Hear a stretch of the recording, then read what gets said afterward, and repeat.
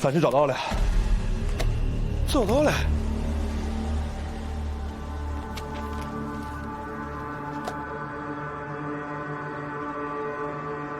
离了？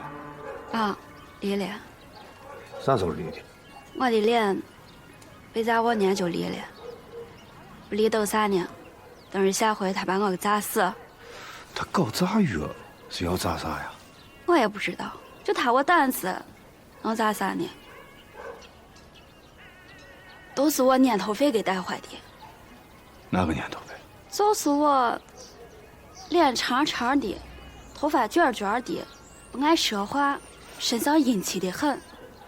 哦，对了，就是前几天刘强还找过他呢，然后他一回来就往屋里倒腾化肥呢，谁知道我是折腾咋样呢？我要是知道的话，我就是泼了命，我也不会让他干的。我人叫啥你知道？不知道，之前就没见过。他那儿的人能听出来不能？听口音，不像是本地的，但也出不了省，就是咱钦州的。刘强没说跟他咋认的？肯定是之前在矿上捣鼓炸药认的呗。矿上？哪个矿？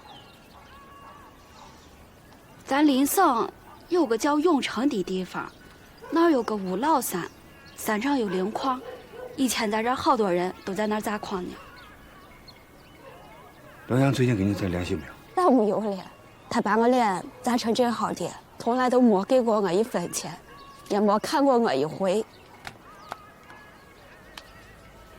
哎，对了，你们咋不问下他大他妈呢？他要是想断联的话，他大他妈他总得认吧？我们回去问他。嗯，好。好，知道了。用户是他查过了，刘强爸妈听那几个号码都是临时号。咋的？让派出所派2人去盯着，估计也没戏吧？我觉得也是，用户也说了啊，他我2、3年才回来一回，电话也是1个月才打过来一个。他屋给我房子破破烂烂的，我房子都快塌了。这种人都是抱保护心态，弄点钱恨不得马上吃喝嫖赌全糟完，哪记得他爸他妈？我来请请。永城5老山，咱去矿上打听打听。刘强他前妻说的人应该都是拉刘强入伙的，说不定在他身上能摸点东西。好。咋的？强啊，听刘娃说，今儿2个男的去白沟村找俺嫂子了，好像是警察，你别露头啊。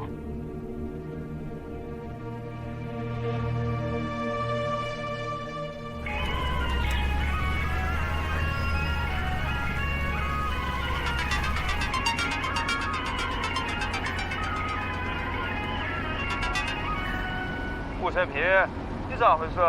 不知道病案了吗？有啥情况要及时跟你领导我汇报。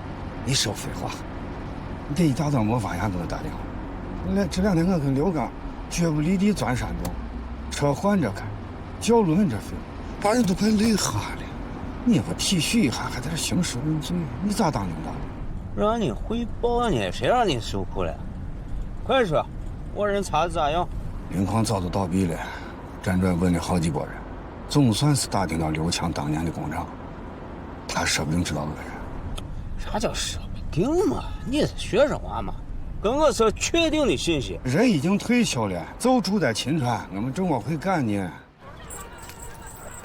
朱师傅，有点事想问你。啥事？来，走。你这身体看着好的很啊，锻炼呢。啊，俺是公安局的，等你打听个人。打听个人？打听谁10年前你得是在五老山灵矿上当过工长，技术科的。有个叫刘强的，你认得？刘强？嗯。你说是强娃吧？我也是秦川去的嘛，跟俺是老乡呢。他得是在矿上有一个关系比较好的伙计。关系好的我倒是不知道，反正这娃吃不了苦，不干多长时间都走了。啊，你再想一想，他得是跟那个爆破班的走的比较近的。头波斑。哦，我想起来了，有一段时间，矿上的人都在议论纷纷，说强娃会西自己队咋要把房给砸了，为我事情还蹲了几年。说当年他是被一个包包工叫走的。哎，这个包包工叫啥？叫啥我不知道，我光知道这性格孤僻，不爱年饭，不爱往人群里钻。但是你看呀，这人年轻，包包可是靠手。这人长啥样子？长啥样子？长脸，瘦高个，卷点头发。当年也就是20岁左右。他啥口音？好像是秦川口音。所以说，这刘强不是搞爆破的，就是普通施工的技术员。倒是他前期跟朱国庆说的这人是爆破员。他应该就是咱要寻的炮手。我刚才又把梁子提审了一下，他也说了，这个炮手就是个瘦高个子，看样子30来岁。照这样的话，往前倒个10年，哎，不就是朱国庆说的20来岁吗？我也认同吴局说的。你看，梁子、刘强前期，包括朱国庆说的，都有相同的地方：发烧、人狠、瘦高个、卷毛，年龄相符，还有最重要的，有爆破经验的履历也相符。好，我达成协议啊，咱就兵分两路，一路呢寻刘强，一路挖炮手，是吧？只是这炮手呢，咱知道的太少了，实在没办法，又要用笨办法了，做好心理准备。齐大堂，你这话中带话，啥叫笨办法？俺笨办法有笨办法的办法。好如先从我继续讲，我都不信了，把他当年矿上的老工人挨个问一遍，还问不出来个1、2、3。听着，啥精神？向五局学习！你得好好的，都好好的。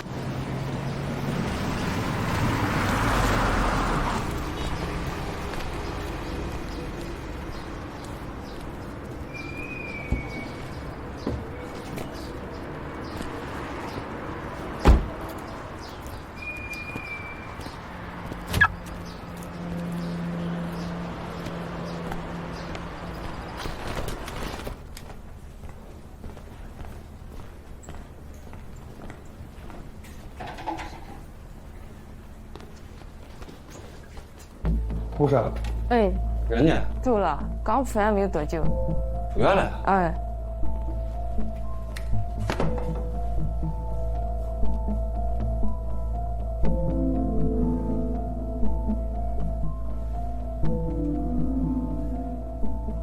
喂，哥。小光，你在哪儿呢？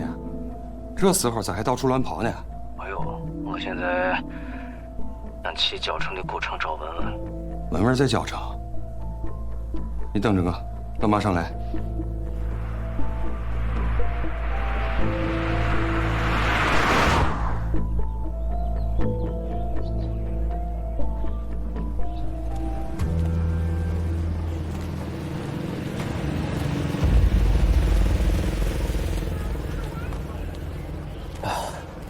哎，麻烦问个事啊，这个女娃你见过吗？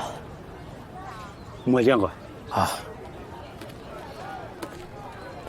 哎，你好三。这个女娃你见过吗？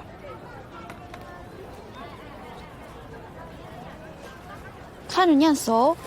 小妍，你过来哈。这是外边路口我上来的。看着是。哪个路口？就那个路口卖酸奶的。哦，谢谢啊。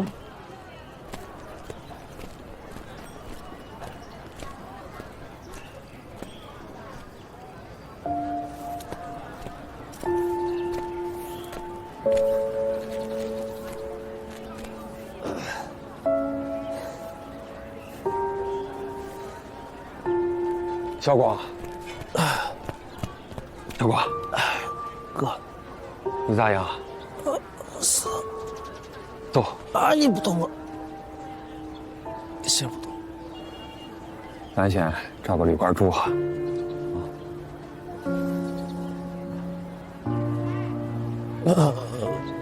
刚才有人说，文文就在建州那个酸奶店呢，我想去看一下。你就这样见他？我就看一眼。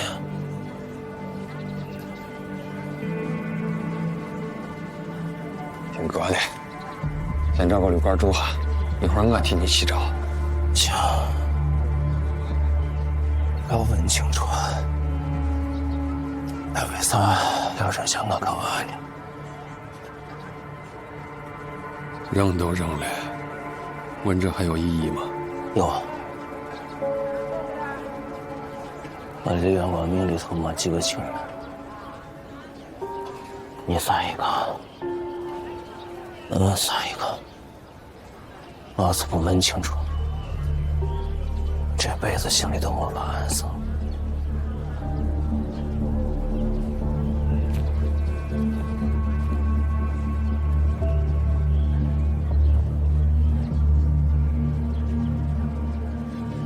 你就那么想知道答案？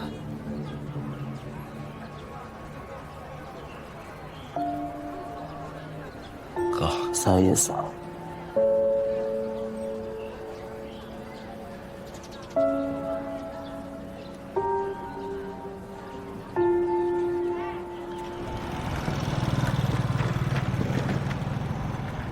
我已经托人在香港给你估好了费用，他有照顾早口的病人的经验，保证让你以后的日子跟常人没两样。费用？去香港？去香港。刘强跟青爷，我已经安排好了，让他们去了预赛。你的新身份和证件也都办好了，这张卡里的钱够你在香港花上几年了，用完了我再给你打。哥，谢谢啊。哎呀，我知道就你对我最好。香港，都是随手电视上看下的地方，哪是我这种人去的地方？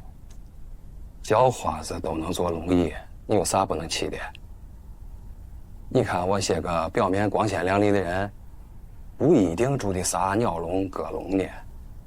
哥，你也没跟我说的，问问到底咋回事？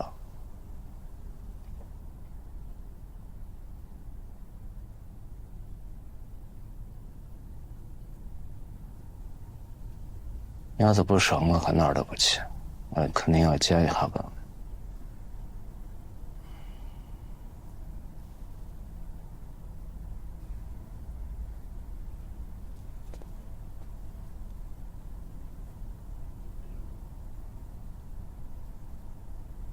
本来不想说，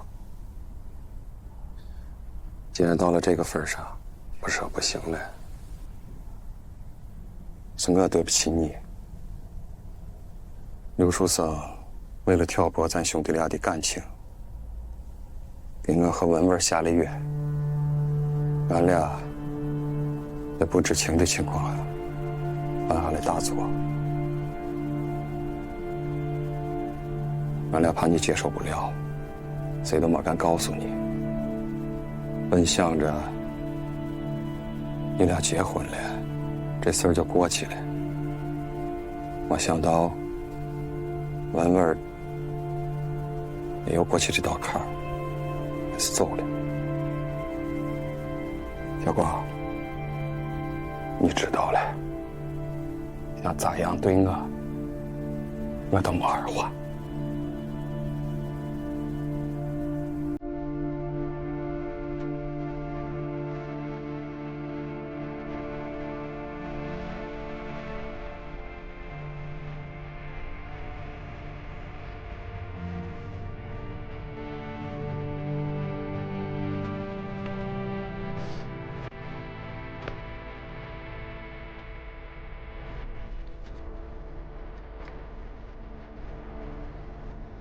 小光，你干啥去？我去寻刘书生。小光，听哥的，你起来，你不能起。你得够了，把咱自己打上。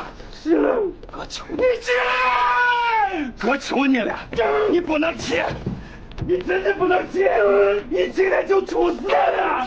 小光，该死的人是我，是我对不起兄弟。要杀，先杀我。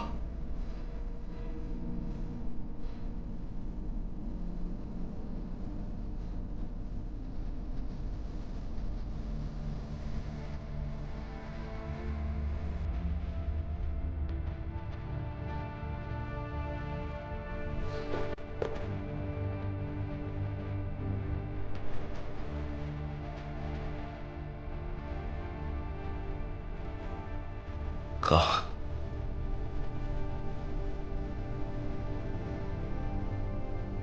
亮亮是谁？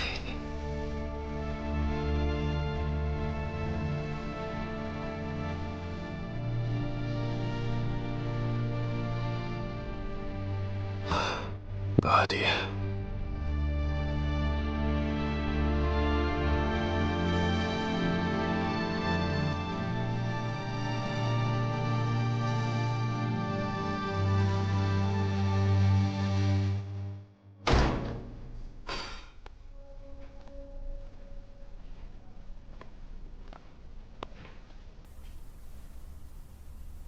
楚兰，你回来了，咱没说一声，我去接你们。你还打算瞒我多长时间？我瞒你啥了呀？书生跟小凤，他们去哪了？电话打不通。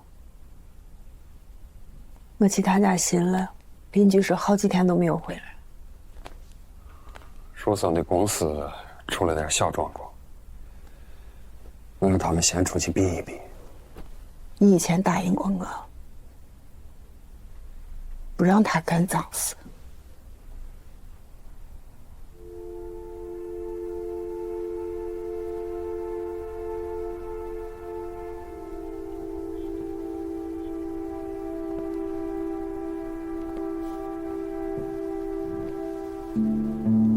楚兰，对不起。他俩人现在在哪里？你放心，他们现在很安全。安全是啥意思？公安局也在寻他们，那他们还能回来吗？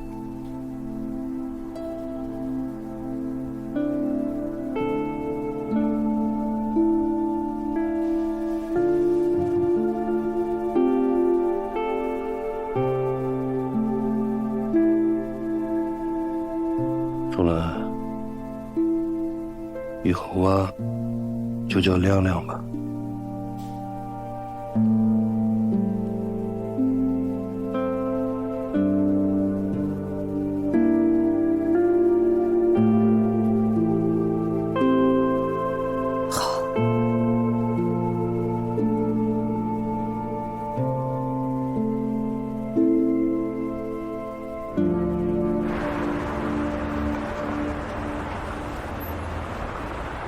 哎呀，这天儿呀，是真够冷的。交通是经济发展的大动脉，加强农村交通基础设施建设是实现乡村兴旺的关键。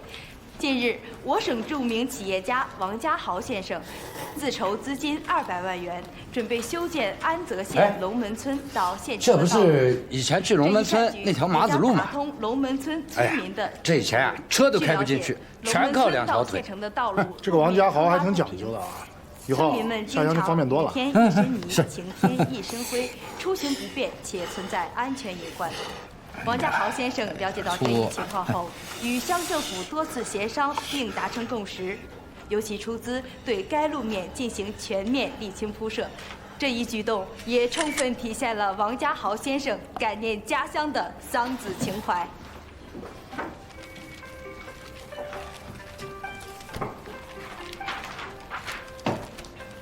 前2天那个协查通报，哪个协查通报？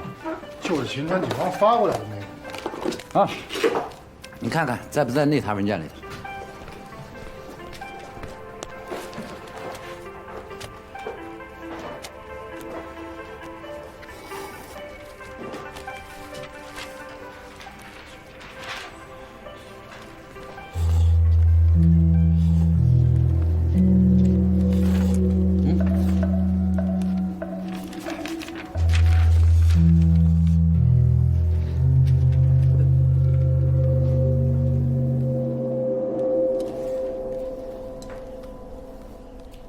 经过这段时间呢，对刘强的社会关系进行了排查，发现呢现在有一个叫发哥的人跟刘强走的比较近，但是这个发哥光是个外号，具体的还得再查。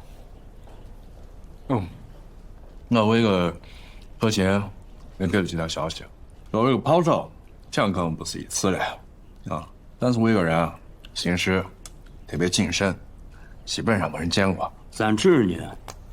三智跟以前一样，知道三智的几乎没有。我估计跟抛售有个路数，作案的时候戴着手套，隐藏特征，所以没人注意过。小贾吴军那边有消息吗？还没联系我们呢吗？估计他那张卷子上也是个大零蛋。江勇那边呢？协查通报是每个派出所都发，但是基本都石沉大海，没有回音了。你说这咋回事嘛？明明感觉这手都搭上对手的脉了，咋突然一下子所有的线索都停住了？黎明前嘛，往往是最黑暗的。我觉着，我们快摸着光了。这自我安慰嘛。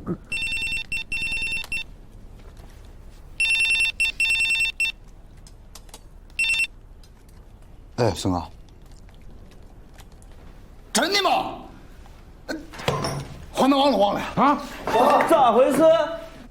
俺这县公安局的同志们在本地的一个新闻上看到一个人发善心捐款修路，盯着我这个人眼熟，一对比就是在协查通报上的华南王嘛。太好了！去江油把人给带回来。同步信息给吴振川。明白。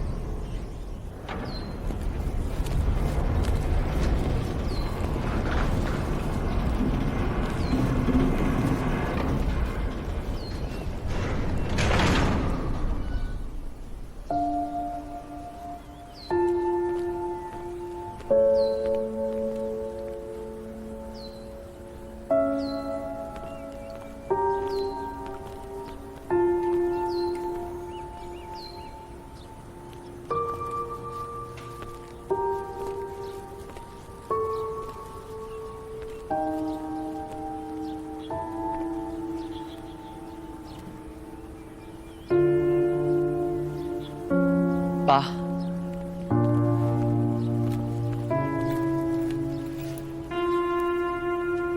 爸，咱回家。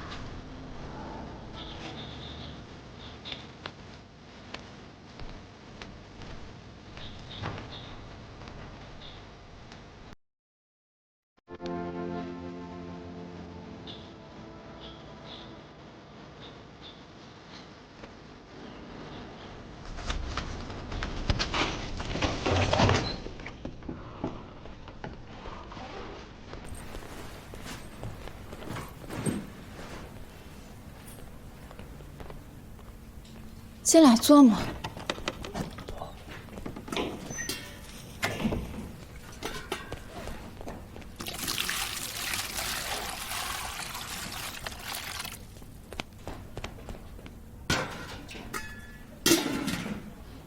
你和小宝这些年就住在这儿，咱们租个好点的。哪有一些多余的钱呢？我不是给啊，你饿了吧？我给你做饭。熬做了，你个碎娃哪会做饭？爸一会儿带你出去吃，加馆子啊。爸，外边是贵得很，正好回来了，尝尝我的手艺。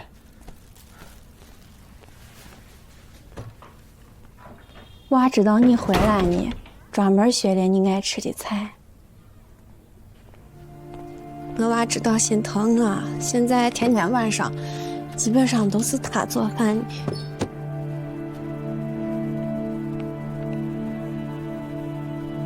来，我给你准备的新衣服，咱换新衣做新人。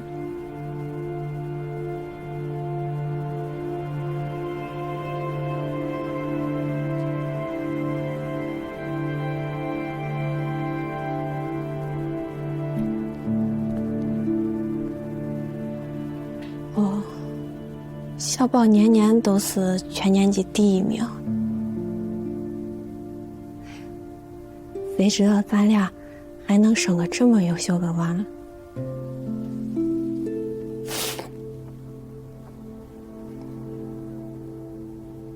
舒兰，委屈你和亮亮再在山上待段时间，等我把手上这些木卵事弄完了，再去接你们。你跟我说实话，这是出啥事了？生意上的事，你不管，去把娃抱出来。嗯。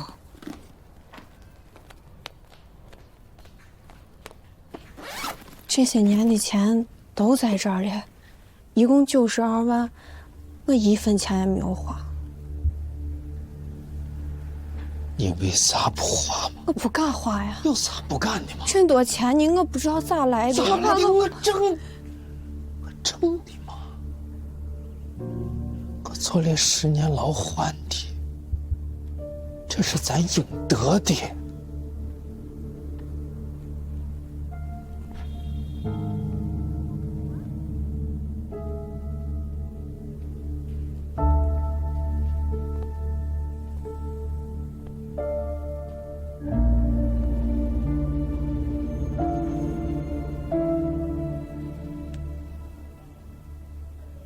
媳妇儿，过日子咋不要钱？儿子以后上高中、上大学、结婚，哪样不要钱？啊，咱不花这钱，花啥钱嘛？媳妇儿，我都发誓了。我不让你过苦日子了，我要让你跟我过好日子。有你这话，我被你守这10年也值了。我不怕苦，我就想跟你踏踏实实守好咱的塔，哪怕咱穷一点贼一点我都不怕嘛，也能供娃把书念完。但是这钱，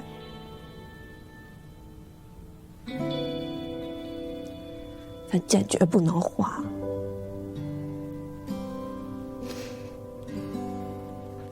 爸，你尝尝，我做的饭咋样？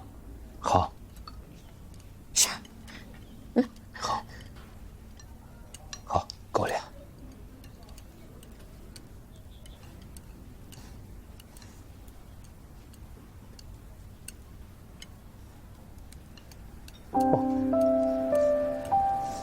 好。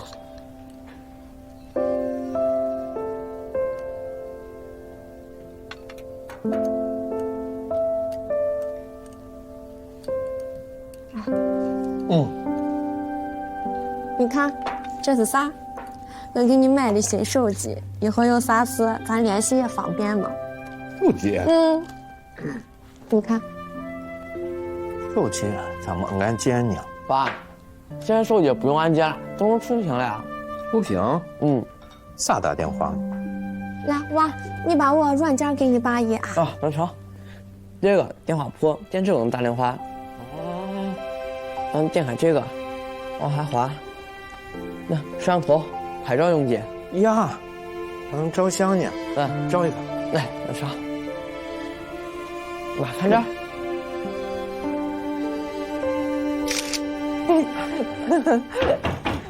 我看一下。谁呀？谁呀？呀，你看你这。田小武，有点事需要你跟我们去局里一趟，配合调查。又咋了？到局里说吧。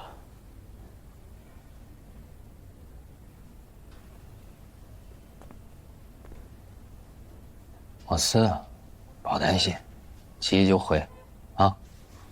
拿着。爸，陪你妈吃饭。走。爸。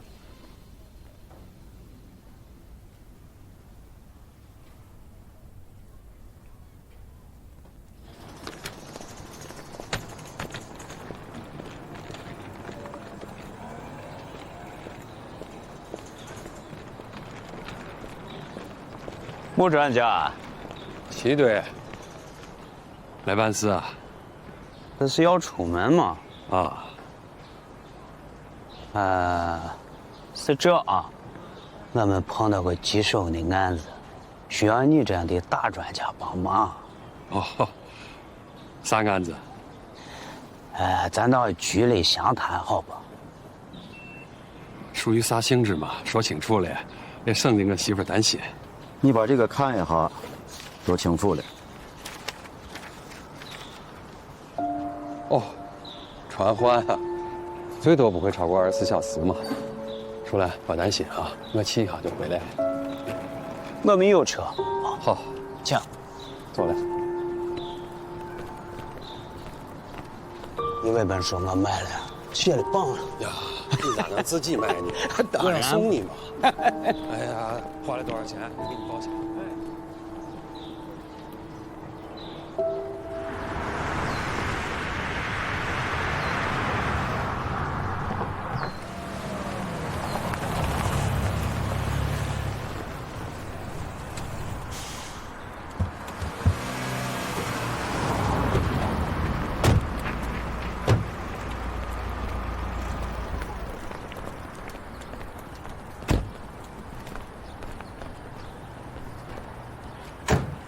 小吴，啥时候出来的？也不联系个。刚出来。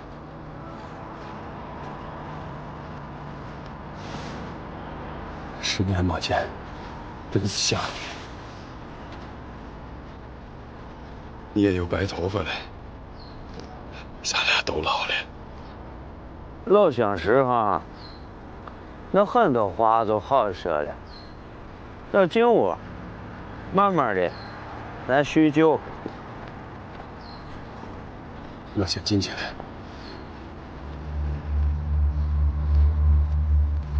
走吧。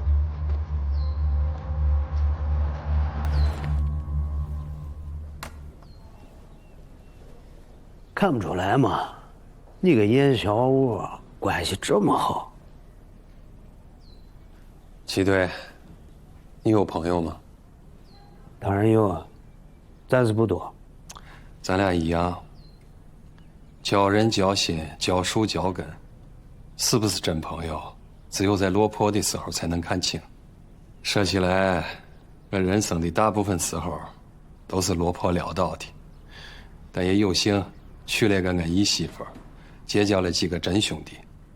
严小武就是其中一个。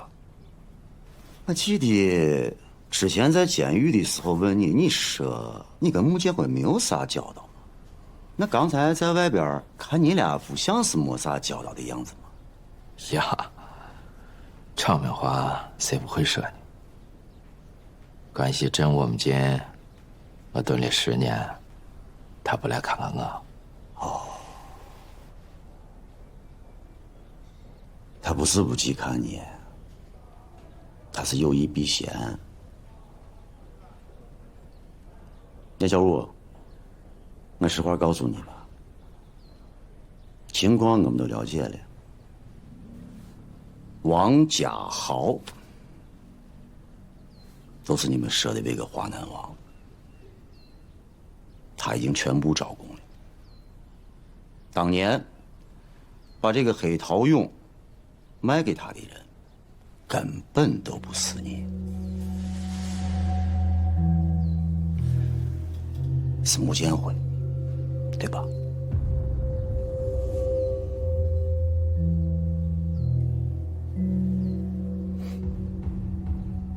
哎呀，你说这个穆建辉呀，跟你的交情是一点儿都没藏着掖着呀，啊？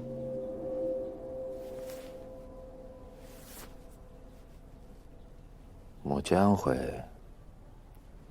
确实帮过我不少。我听说，我小武，年轻的时候偷他妈妈的嫁妆，换钱给兄弟花。我兄弟不会是你吧？这种电影里头才有的剧情，咋可能发生在我身上嘛？小武小时候争强好胜，是个娃娃头，这些个事不过是他想当老大，俘获那些个碎娃的手段罢了。哦，你们没打听到啊？他当年还是欺负我最狠的那个人。啥？欺负你？那时候除了舒兰，厂里哪个人没欺负过我？耶，我怪了，那你俩咋又成朋友了？说来话长了。那一年，严小武他妈得了心脏病，为了凑手术费，他从厂子东头求到了西头，都快给人家磕头了。那些平时跟他千好万好，认他当老大，顿顿一起吃饭喝酒，恨不能穿一条裤子的兄弟们，一夜之间都消失不见了。我天，我给我妈买了她最爱吃的鸡蛋糕。之后，我就去厕所狠狠地嚎了一通，就准备拉她回家等死了。谁知道，护士跑过来跟我说，有人替我把手术费交上了。不会是穆建辉吧？他把他所有的钱都给我拿来了。手术费正好够用。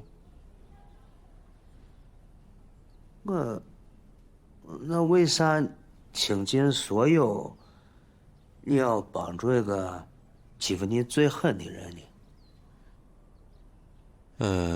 可能我这个人比较能以己度人吧。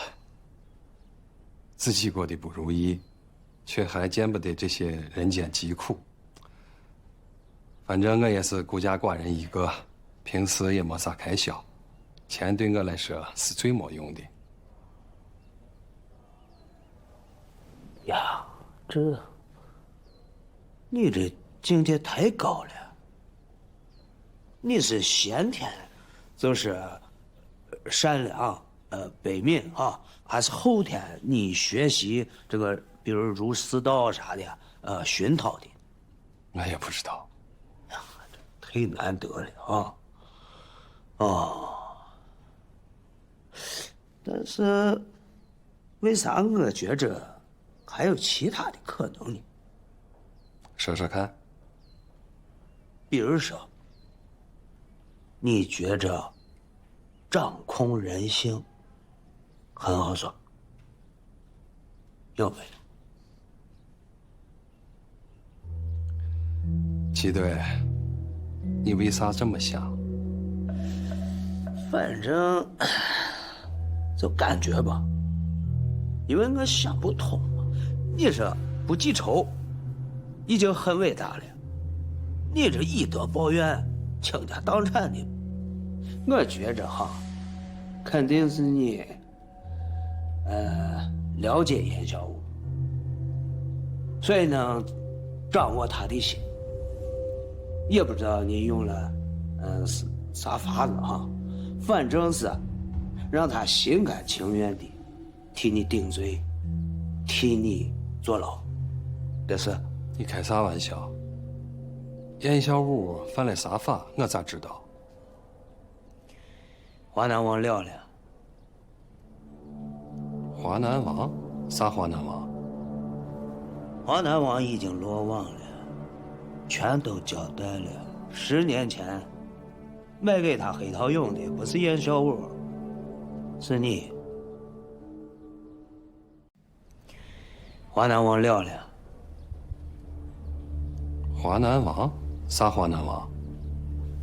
华南王已经落网了，全都交代了。10年前卖给他黑桃勇的不是严小武，是你。你说的这个人我不认识，没见过，不知道他为啥要诬陷我。你想见一下王家豪吗？随你们，见了我也不认识吗？我知道你得是担心做伪证良心的事情啊。我可以向你保证，如果你如实交代，帮我们执政木建会，我们一定会在案卷上写明你的立功表现，帮你争取宽大处理。咋样？黑桃勇是我卖给华南王的，跟木建会没有关系，他没有参与。我承认，你的智商高，情商高，学问更高，我只能说可惜。你觉着现在的严小武还是10年前的他？你觉得呢？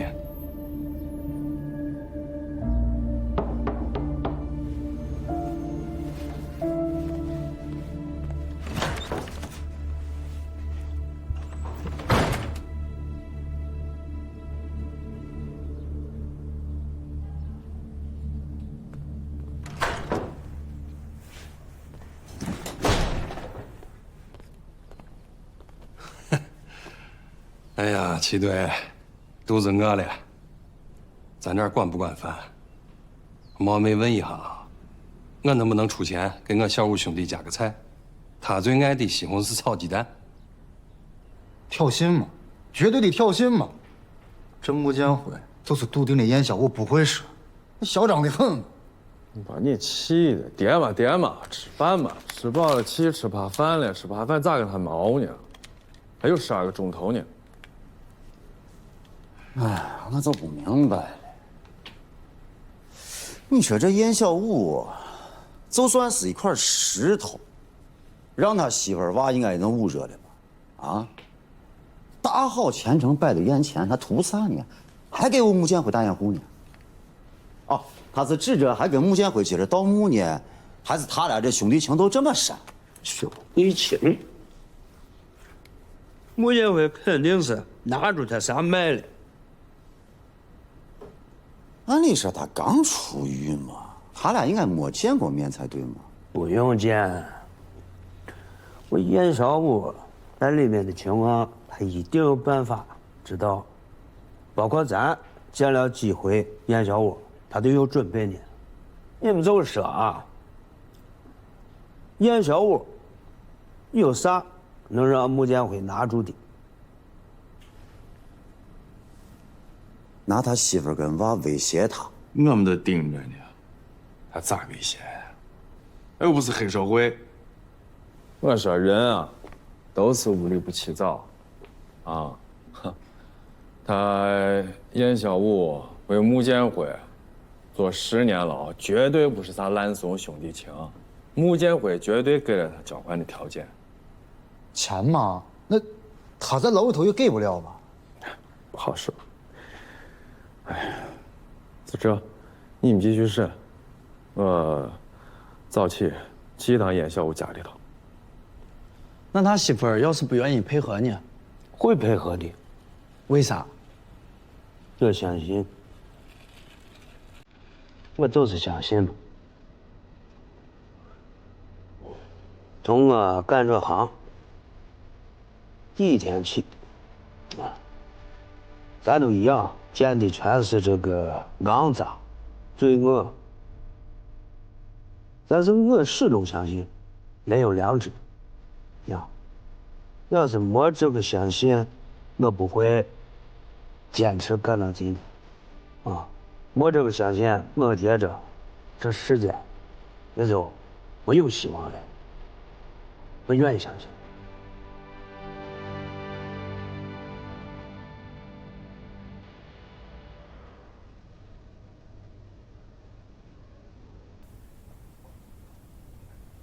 小宝确实优秀。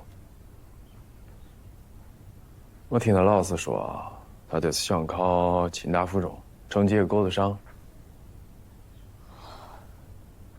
清大附中不光是成绩好就能上的。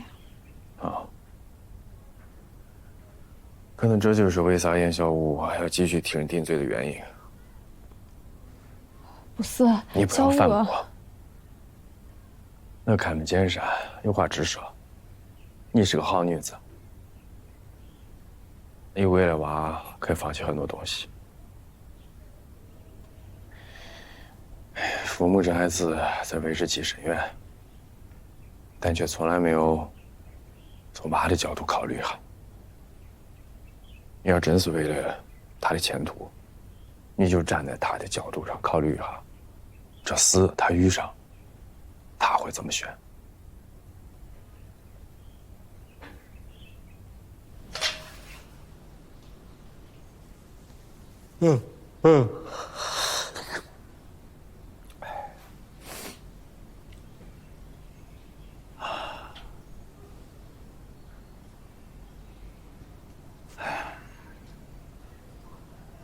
哎呀，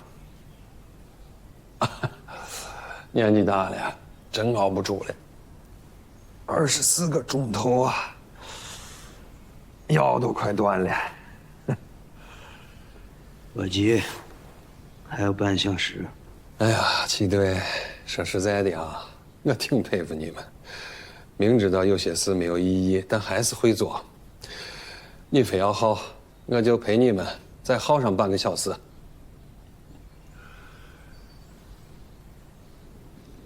哎呀，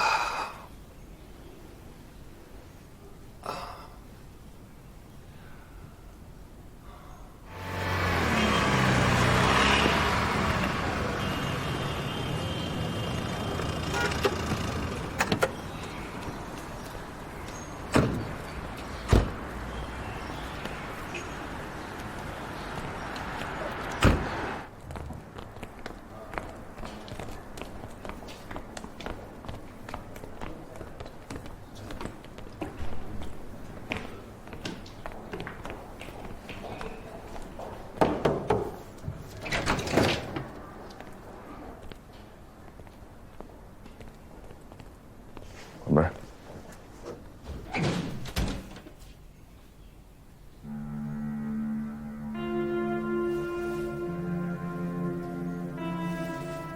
你俩来干啥来了？啊，回去，回家啊！警察同志，咱俩啥也不知道吗？回家，快回家！回家！别动！你俩干嘛？跟老师回家！坐！你俩干啥来了？干啥来了？马上我警告你坐！老师，回家，回家啊！回家！坐！兄弟，小武，这钱的来历，警察都知道了。小丽，你这样，我10年老白做了。回家听话，回家。回家！你让老师坐！别坐！别坐了！老师，警察同志，警察同志，我求求你了，我求求你，这92万我1分钱都没有花，我把它交给政府，我求求你放了我们家小武好吗？你先冷静一下。我求求你了，你先冷静一下。我求求你，我求求你了。小李，回家！我求求你，回家！这钱是我要交的，你不要怪我妈。这学，我他妈不上了，我也不花一分脏钱。这事跟我妈没关系，你要骂你骂我，我有错。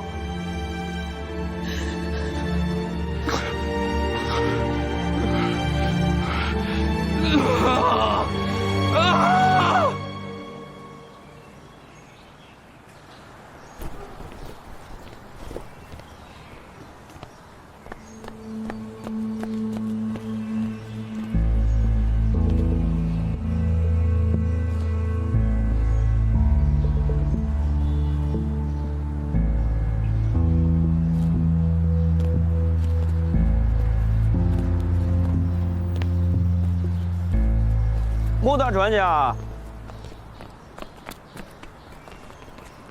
齐队，还有啥事？不好意思啊，你可能走不成了。啥意思嘛？我记得你说过，这世上穷人最好收买，可惜了，偏偏啊，总是有很多这个富贵不能淫，贫贱不能移的伙计。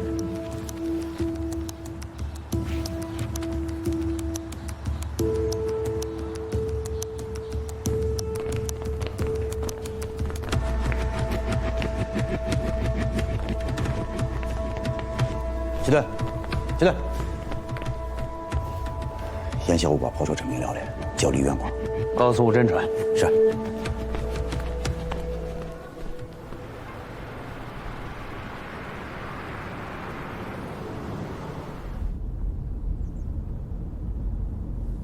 哥，香港咋样？香港好得很。你去过？哎呦，随手电视上看过。啊，我都知道有一个叫铜锣湾的地方。铜锣湾只有一个好男，就是我陈浩南。我喜欢梁坤那句：“出来混，就得忍，挨打要立正。”对，还有一句叫啥？叫我没出来会的，就要说到做到，说杀他全家就杀他全家。哎呀，你那个普通话还是不要说了。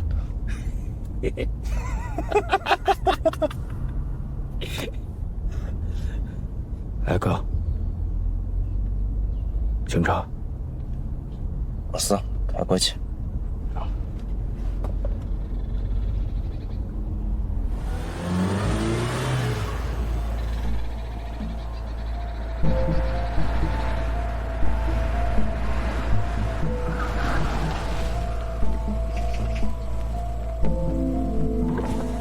请出示证件。同志你好，请出示您的身份证、驾驶证。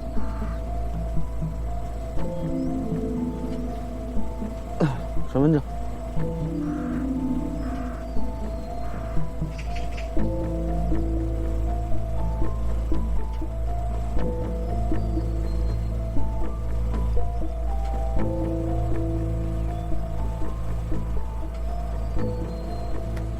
帽子这些。谢谢。请开一下后备箱。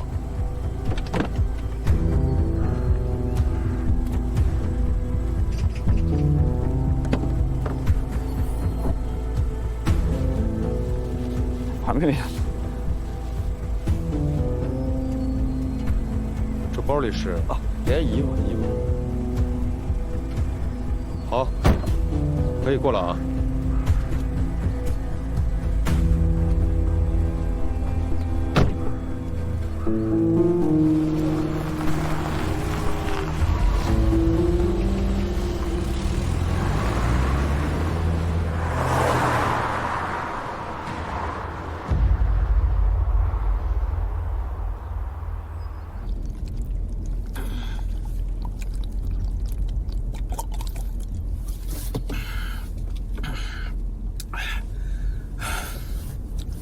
幸亏江娃跑得快，要不然今天都被逮住了。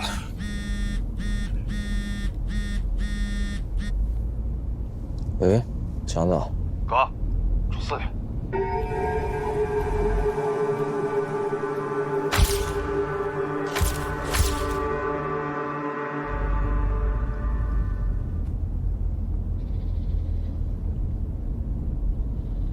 哥，强娃打电话了，说啥？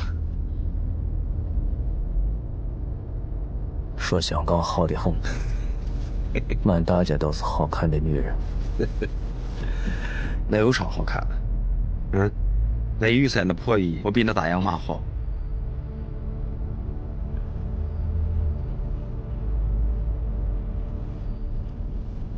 靠边停车。啊？啊。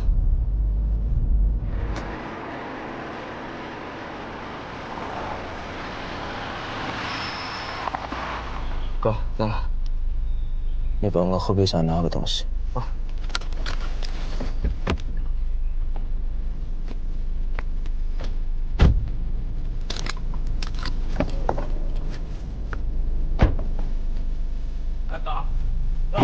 拿啥呀，哥？啊？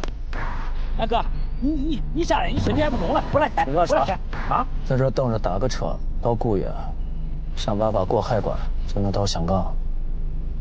你啥意思啊，哥？你不去了？香港啥都贵，省着点花钱，拿卡里的钱不是哥，在香港做个营生。哥，咱们说好了，一块儿做了，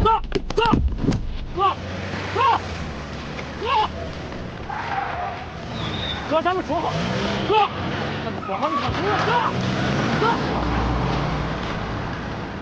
哥。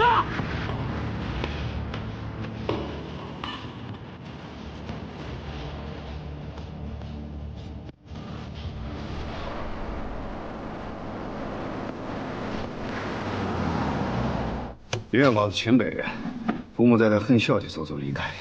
他10几岁的时候离开老家出去闯荡，在五老山临矿干过2年。前几年到的秦川，就一直住在秦川了，没有正当职业，但是在一所高档小区里面有一套住宅。啥小区？东江滋水边上的威尼斯海畔。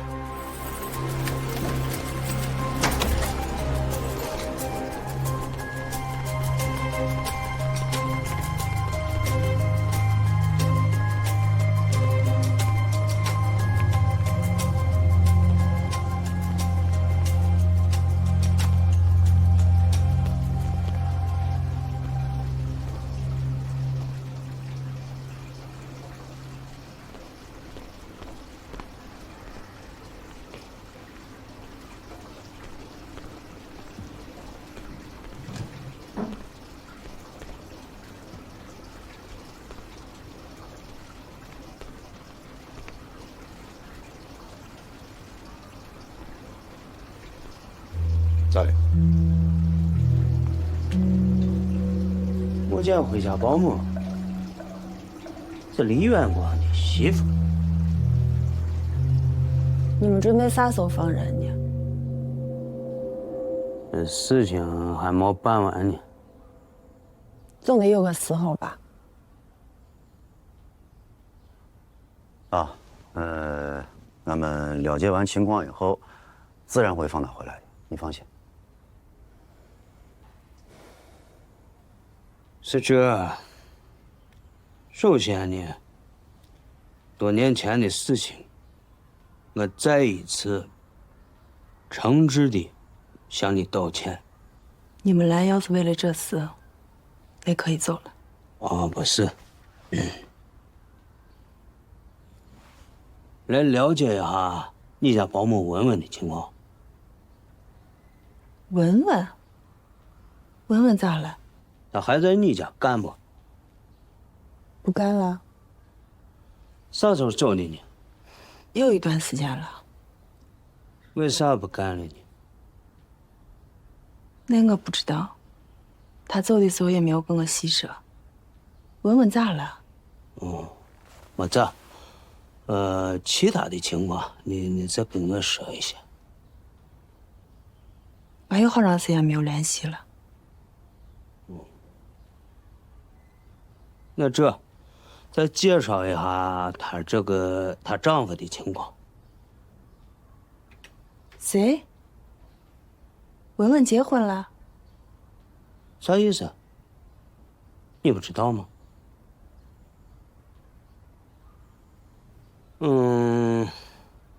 反正随便说一些，这关于李远光的情况就成。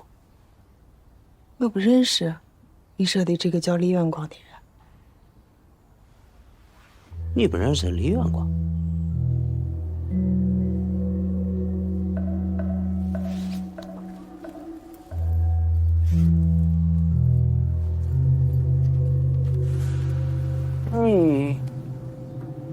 你丈夫的拜把子兄弟，你咋不认呢？我没见过这个人。不对吧？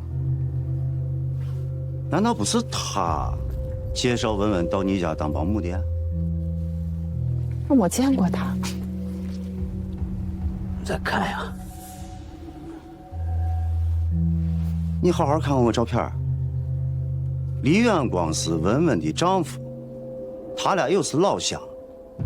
你有这层关系在，文文肯定是通过李远光才能到你家的呀。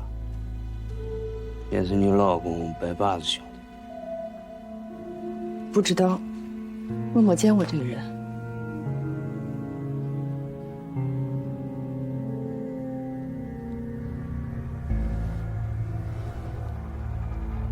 哦，那你有文文手机号吗？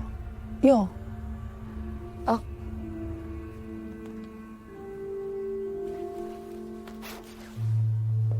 我有他以前的，不知道他换不换电话。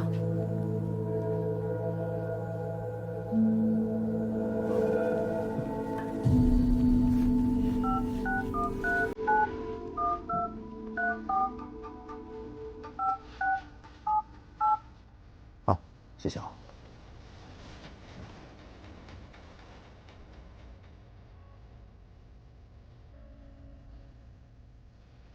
啊，对了。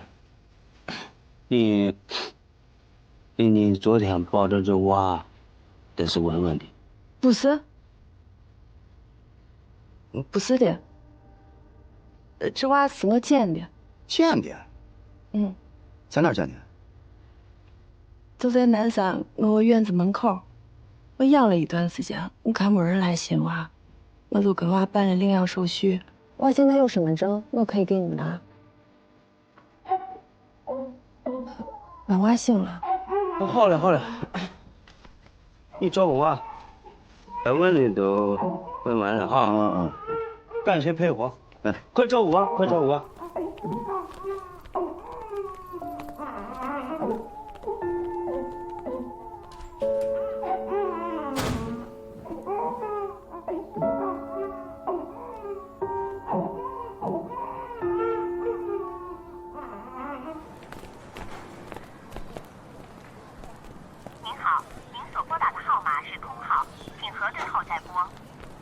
文文这号是个空号吗？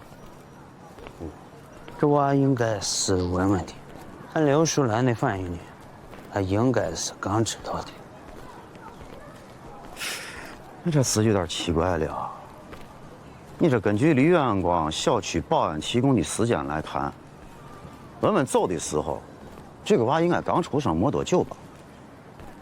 那他跟李远光之间到底发生了啥事情？自己亲生的娃都不要了，而且这个娃咋又跑到刘淑兰手上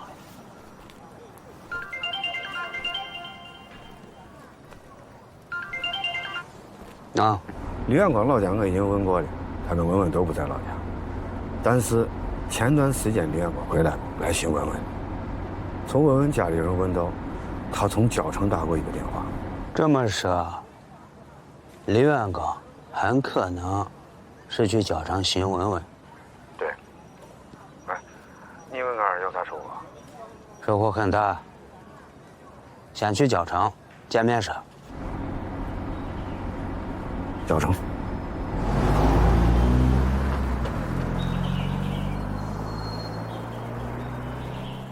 你们看。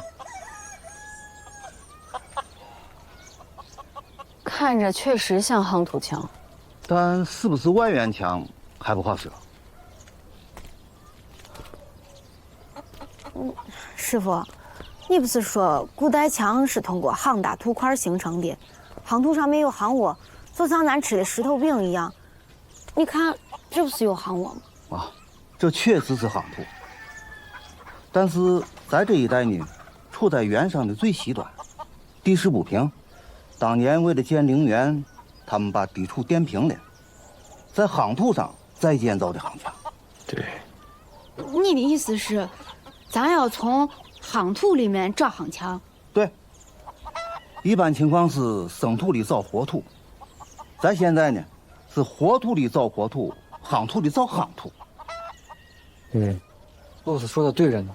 现在这种情况下判断是不是外援墙，估计不能只靠夯土，得看这个能不能连成一个线性，能不能连接到一块。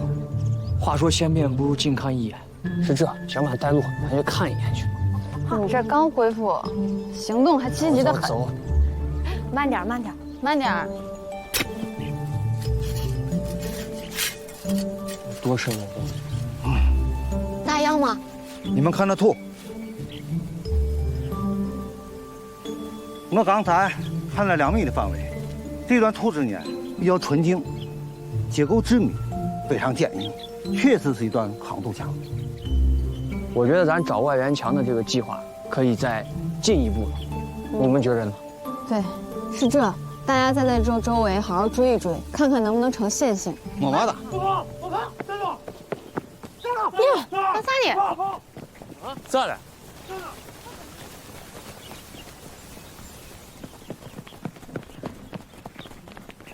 啥情况？咋回事啊？啊？啥情况？这才让人咋了？看清长啥样没？没看见我刚看见车子跑了，没撵上。狗儿跑的比兔子还快。咋了？你看，沉了。哦，这坏了，坏了。呀，这玩意儿真的。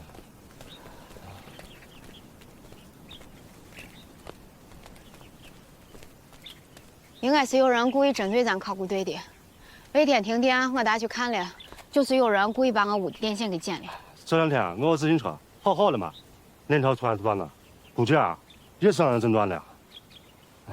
咱考古队是有碍谁的事儿了吗？啊，咱那个地的问题不都解决了吗？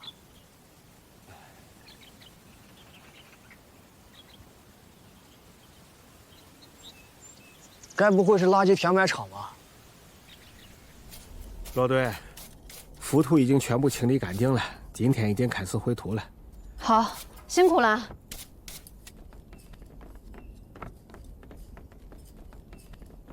呦，慢点。罗队，老陆、小满，哎，追的咋样了？我跟小满沿着那个地方追了几百米，不知道转了多少公里，再没找到一点夯土痕迹。这是我工作笔记，上头记录了我们追的所有的点和线。罗队，3个月的时间过去大半了，咱还继续找吗？是不是根本就没有外援墙啊？不好说。这片地形本来就沟沟壑壑的，这些年肯定也冲走了不少遗迹，冲断了不少墙，再加上后来修了一些路，也压掉了一部分。喂，老郭。即便是有外援墙，也很难追到完整的线性。好。2号发掘点27号坑里边也发现官印了。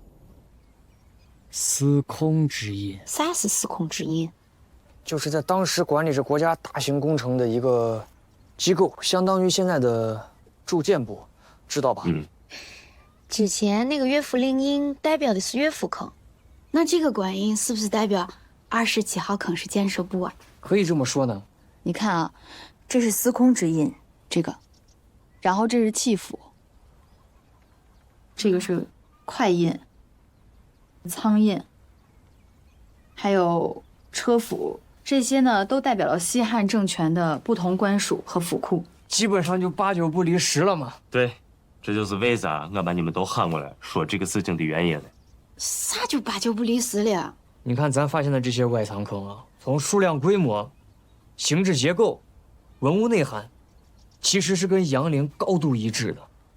包括发现的这些官印，应该就是在模拟官署机构了。像这种主墓室旁边的大梁外仓坑具有象征意义的话，那么在中央高度集权的秦汉时期，这个墓主就非皇帝莫属了。哎，那咱不用造外援墙了吧？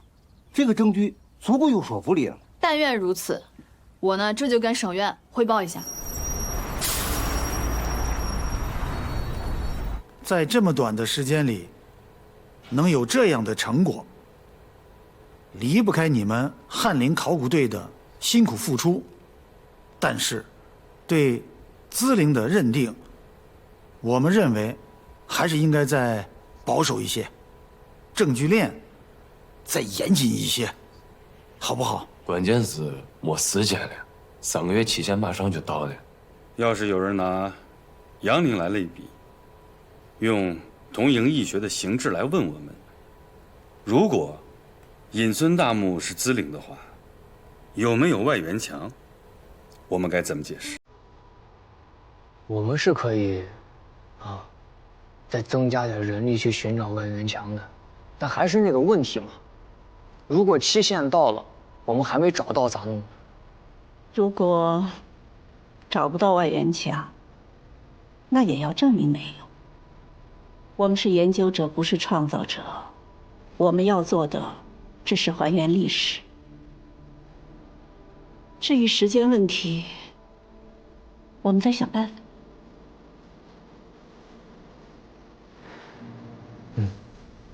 懂了是吗？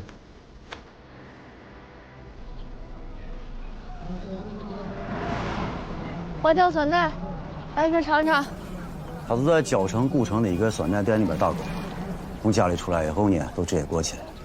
我们也调查了一下他的通话记录，近1年时间里边，他就给家里打过1个电话，跟李远光从来没联系过。近期咱没有打过？没有。哦，对了，有几个从秦川打过来的陌生号码，但他都没有接。我们也查了一下这些号码，基本上打不通，而且办这个号码的全从假身份证办的，所以大概率是李远光拿临时电话卡打进来的。这么说，李远光可能没来看过他。我也是这么想。我们是一个人啊，还是有别的人嘞？啥意思？你队长意思是看看他，当初撇下他男人跟娃走了，也是外面有人了啊。这个我们也查了一下，他一直是一个人，也没交过啥朋友嘛。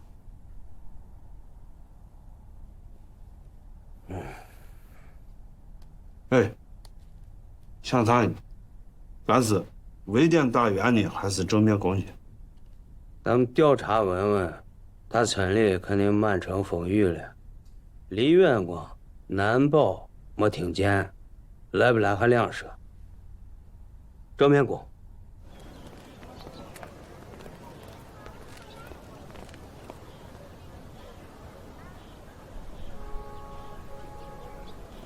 花椒酸奶，来一瓶尝一尝哈。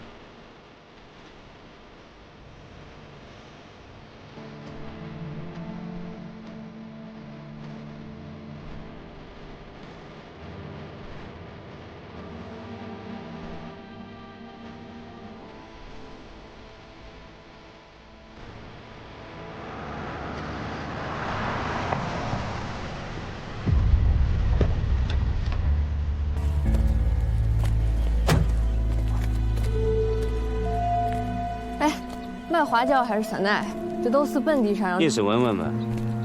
我们是秦川市公安局文物稽查大队的，我们来调查你丈夫李远光。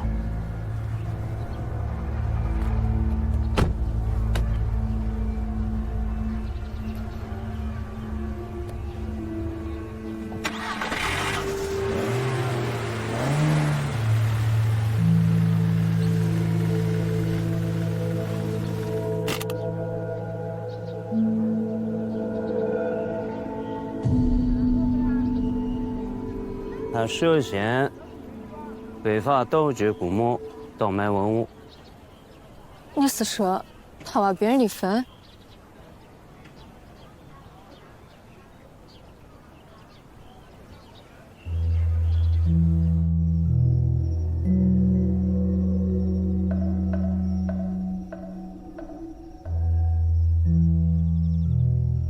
文文，我在这儿啊。我看门没关，我就进来了，我还以为是贼嘞。出去！我让你出去！想啥呢？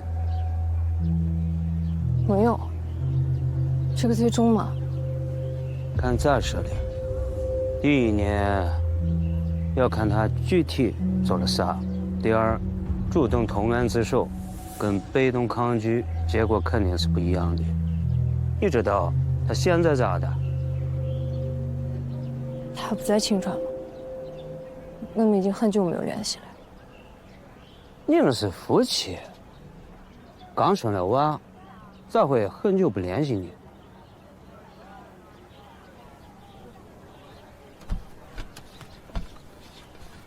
你娃呢？娃他爸带着。爸带？恐怕是带木剑回家吧？咋会在他家？我问你呢，你是他妈？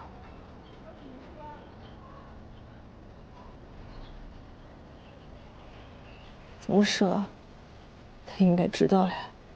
谁？啥？是该在他家。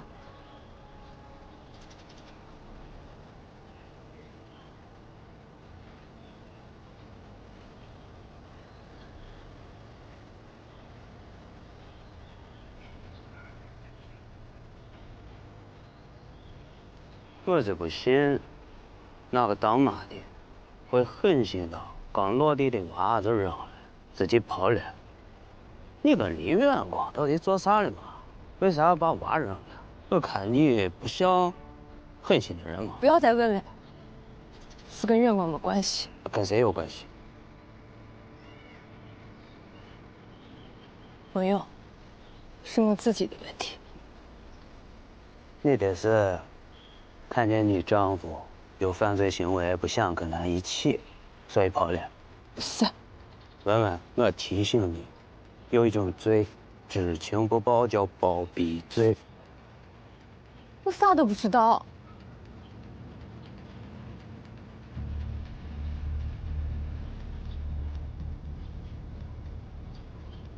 来2个酸奶。多少钱？黑的还是白的？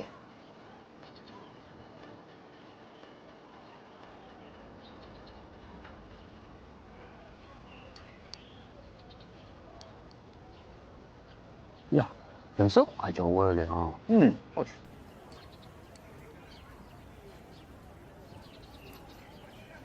因为啊，根据我们现在呢掌握的情况，李远光是跑不掉的，肯定会漏网的。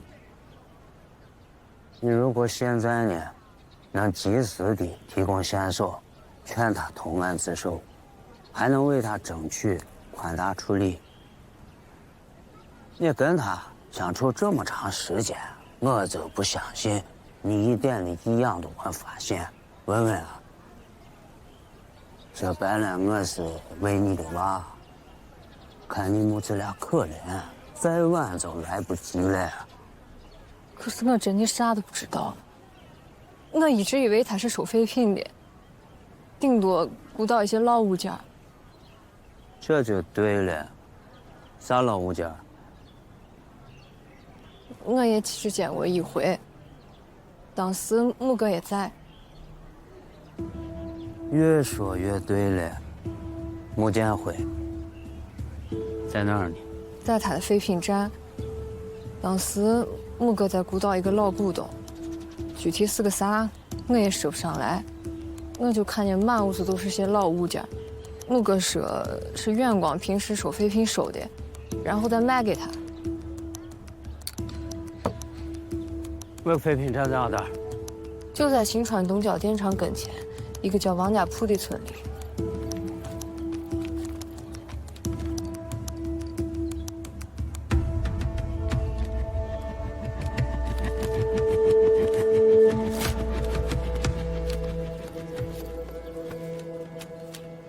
你丈夫联系你，立刻联系我。